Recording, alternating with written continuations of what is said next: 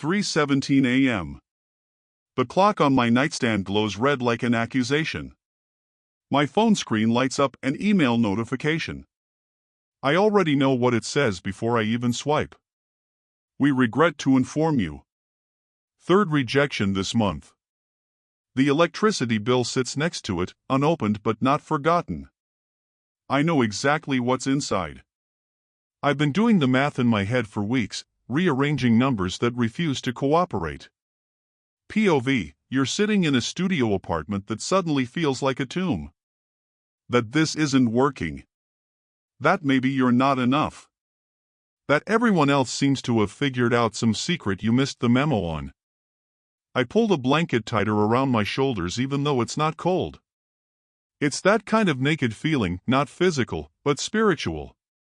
Like every defense mechanism I built over the years just dissolved, and here I am, completely exposed. No job title to hide behind. No paycheck to validate my existence. No 5-year plan to point to when people ask, "So what are you doing now?" The silence in this apartment is the loudest thing I've ever heard. And then, slowly, almost apologetically, the first gray light of dawn starts bleeding through the edges of my old curtains. I don't move. I just watch it happen, this quiet, stubborn invasion of light into a room I've kept dark for hours. This is morning number 47. 47 consecutive mornings of waking up exhausted before the sun. Not because of some massive tragedy. No one died. No catastrophic event. Just life. The slow erosion of everyday anxieties that pile up like sediment until you can't remember what solid ground felt like. Work pressure that follows you into your dreams. Family relationships stretched so thin you can hear them tearing. An aging parent whose health updates you're afraid to check. Friends you've stopped calling because you don't have the energy to pretend you're okay. I know this room. I know this feeling. And here's the thing that messes with my head the most, it's not even dramatic. It's boring. It's mundane. It's the same worries millions of people carry, which somehow makes it worse. Because if other people can handle this, why can't I? Let me pause right here. Because maybe you need to hear this question, and I'm not asking it as a preacher or a therapist or someone who has it all figured out. I'm asking as someone sitting on the edge of a bed at 3 in the morning, coffee cold, bills unpaid, courage running on fumes. Are you in this room with me right now? Not literally. But figuratively. Are you also making coffee with trembling hands, staring at today's calendar and feeling your chest tighten? Are you scrolling through social media watching everyone else's highlight reel while your behind the scenes is falling apart? Are you smiling at coworkers, at your kids, at your spouse, while inside you're running a commentary track of every failure, every missed opportunity, every prayer you've prayed that still seems unanswered? Because here's what I've discovered after 47 mornings of this, the mind becomes a receiver you can't turn off. It picks up every signal. Every fear frequency. Every anxiety broadcast. Every static whisper of "you're not good enough" and "you should have tried harder" and "what if this never changes?" And the more you try to shut it down, the louder it gets. Like trying to silence a radio by smashing the buttons, you just end up with broken buttons and more noise. I've tried everything. Meditation apps. Breathing exercises. Productivity systems. Positive thinking. And I'm not saying those things are worthless. But at 3:17 a.m., when the darkness feels like a verdict, a deep breath doesn't fix a broken spirit. A color-coded planner doesn't heal a heart that's been disappointed too many times. A gratitude journal feels like gaslighting yourself when you're genuinely drowning. So what do you do when your own mind becomes a war zone? There's this ancient promise I stumbled across, or maybe it stumbled across me. From the prophet Isaiah, chapter 26, verse 3. And before you tune out because you've heard it before, or because you think I'm about to wrap this up with a neat little bow, stay with me. Because I'm not.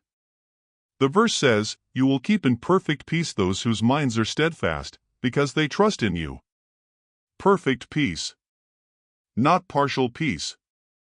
Not conditional peace. Not peace with an asterisk that only applies when your circumstances make sense. Perfect. Whole. Complete. The kind of peace that doesn't just calm the surface but reaches down into the basement of your soul where the real fears live.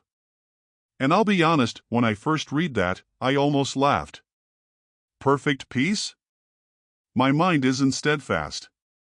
My mind is a browser with 47 tabs open, 3 of them frozen, and I can't figure out which one is playing the music. But here's what grabbed me, the word keep. It's not you will manufacture perfect peace through sufficient effort. It's not you will achieve perfect peace once you get your act together. It's he will keep you. The peace is his job. The steadfast mind is his work. My part, the only part, is to trust. And that's where everything in me wants to argue. Because trusting sounds passive. Trusting sounds like doing nothing. Trusting sounds like the advice people give when they don't have real solutions. But what if trusting isn't passive surrender? What if it's the most active, aggressive thing you can do with a mind that's spinning out of control? What if trusting means you stop trying to be your own savior for 5 minutes and let the actual savior do what you've been failing at since morning number 1? I don't have this figured out. I'm writing this from the same apartment, with the same cold coffee, with the same unanswered questions. But something shifted when I realized that perfect peace isn't a reward for having a perfect mind. It's a gift for a mind that finally admits it can't fix itself. But how do you quiet a mind that's been screaming for 47 mornings? But how do you quiet a mind that's been screaming for 47 mornings? Let me take you somewhere. To a hospital parking lot. October. The sky doing that thing where it bleeds from orange to purple like a bruise healing in reverse. I'm standing next to my car, keys digging into my palm, and my knees literally buckle. Not metaphorically. I mean my body stopped cooperating with my brain's orders to stay upright. Because 20 minutes earlier, a doctor with kind eyes and rehearsed calm told me someone I love needed emergency surgery. And the way he said, "We'll do everything we can," sounded exactly like, "Prepare yourself." So there I am. Parking lot. Cold wind. The smell of antiseptic still clinging to my jacket from the waiting room. And I remember looking up at that bruise-colored sky and whispering something I hadn't whispered in years. God, do you even see me right now? God. Please. Over and over. Like a broken record.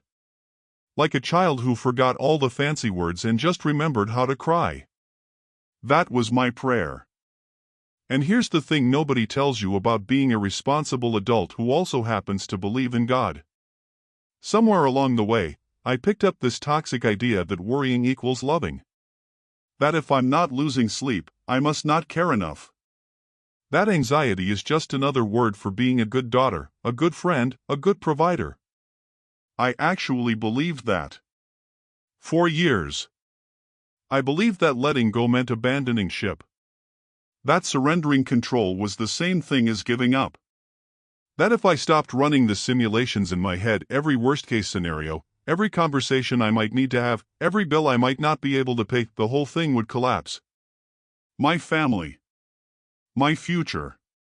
My fragile little kingdom built on caffeine and sheer terrified willpower. I checked my phone 47 times an hour waiting for a reply from someone who'd already decided to leave. I sat at dinner tables with people I loved, physically present but mentally spiraling through disaster rehearsals. My stomach was in knots so often I forgot what it felt like to eat without nausea. Here's a mirror moment for you. Look at it honestly. Have you ever confused carrying a burden with being in control? Have you ever really believed, that your anxiety was the glue holding everything together? That if you stopped worrying for one single day, the whole fragile structure of your life would just shatter? I did. And I was wrong. Because here's the difference nobody taught me. Wisdom plans. Anxiety predicts. Wisdom prepares for what you can reasonably foresee. Anxiety tries to play God by anticipating every possible outcome and pre-living all of them simultaneously. Wisdom says, I'll save what I can, I'll make the call, I'll show up on time. Anxiety says, I need to know exactly how this ends before I can breathe. Wisdom builds a budget. Anxiety builds a prison. And somewhere in the middle of that hospital parking lot, with my knees on cold asphalt and my theology in shambles, I ran out of the energy required to keep playing God. I just stopped. Not a graceful surrender. Not a faith-filled declaration. Just exhaustion so complete that my illusion of control finally crumbled under its own impossible weight. There's a verse in Colossians. Chapter 3, verse 2. Paul writes, set your minds on things above, not on earthly things. Now before you roll your eyes and think this is some kind of escapist spirituality that tells you to ignore your problems and float away on a cloud of denial, hear me. That's not what this means. Paul isn't saying pretend your life isn't happening. He's saying anchor your mind somewhere that doesn't shift with every breaking news alert, every medical report, every rejection email, every unpredictable human being who holds a piece of your heart. Earthly things shift. They always do. People change their minds. Markets crash. Diagnoses come back positive. Relationships you thought were permanent turn out to be seasonal. If your peace depends on earthly things staying stable, you will never have peace for more than 5 consecutive minutes. Because earthly things are, by definition, unstable. That's not pessimism. That's just paying attention. But things above? That's a different category entirely. That's the character of a God who doesn't lie, doesn't change, doesn't abandon, doesn't panic, doesn't get surprised by your test results, doesn't need to recalculate anything because he already knows. Setting your mind on things above isn't about ignoring your bills. It's about remembering who holds the resources.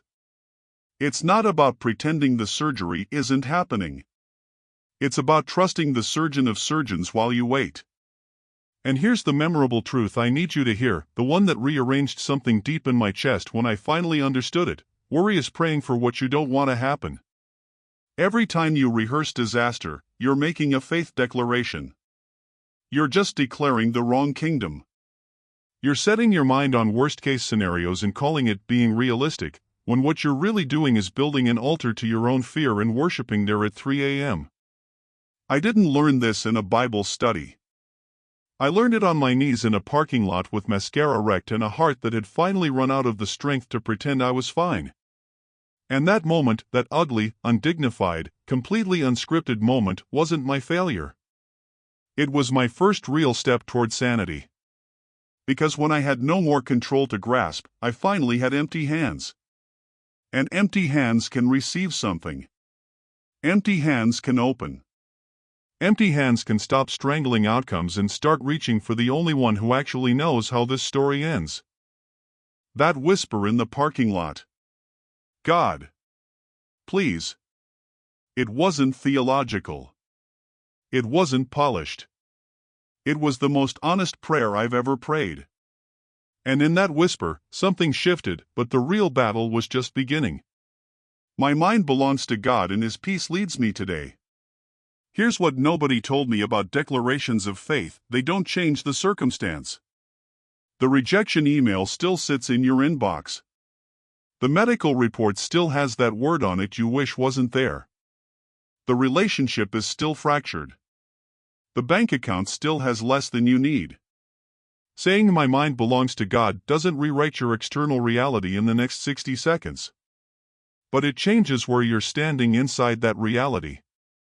That declaration? My mind belongs to God and His peace leads me today? It's not a formula. It's a transfer of command. You're not denying the battle exists. You're just informing the enemy of your soul that this mind is no longer available for occupation. So right now, I want you to do something. Not for me. For your own soul. Type that declaration in the comments. Not as a performance.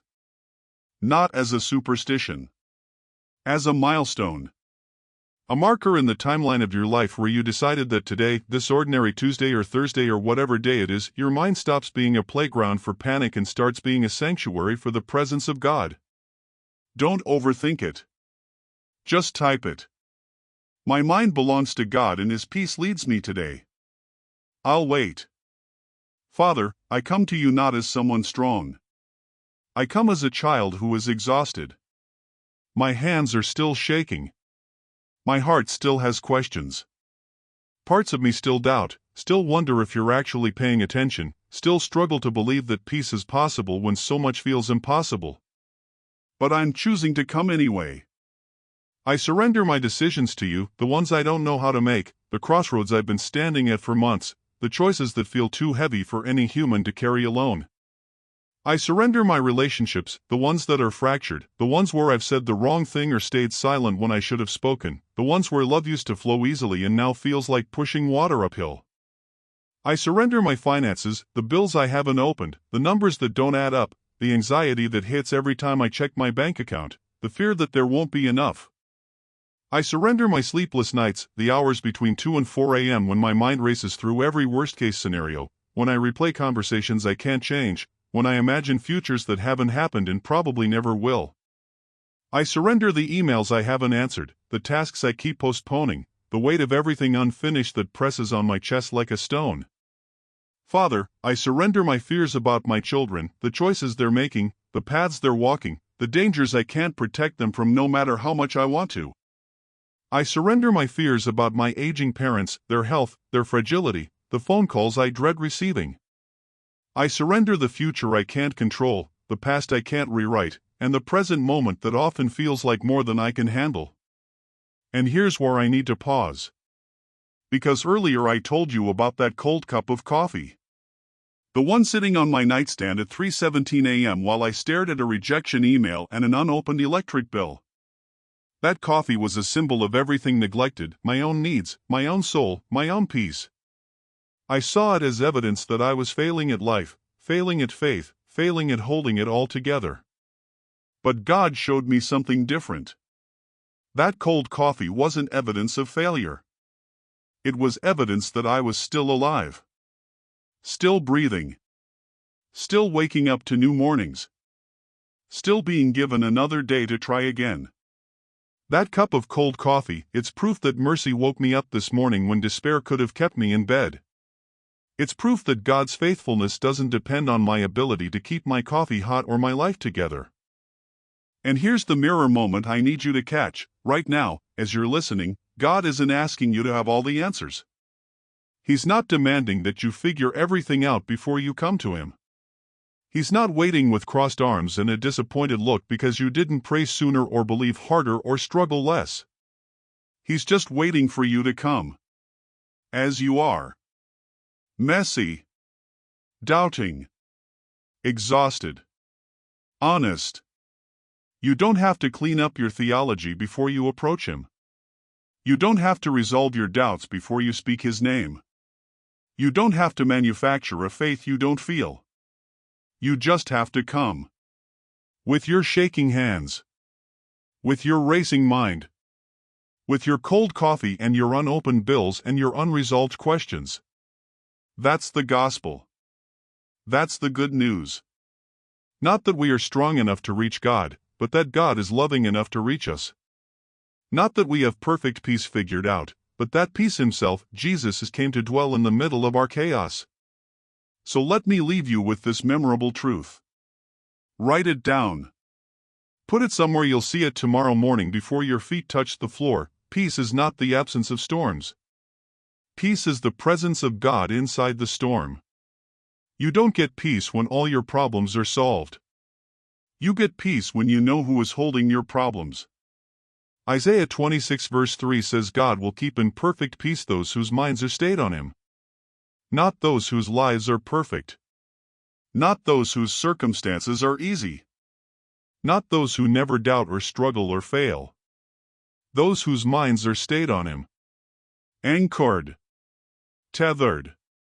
Fixed on the only stable reality in an unstable universe. So here's what I want you to do tomorrow morning. Before you check your phone. Before you open that email app. Before you start rehearsing your worries for the day. Before your feet even touch the floor, whisper it. My mind belongs to God and His peace leads me today. Say it like you mean it. Say it even if you don't feel it yet. Say it until your soul starts to believe what your mouth is declaring. And if this video met you in a place of exhaustion, if you're tired of fighting your own mind, tired of pretending you're fine, tired of carrying burdens you were never designed to carry alone, then let this be your moment.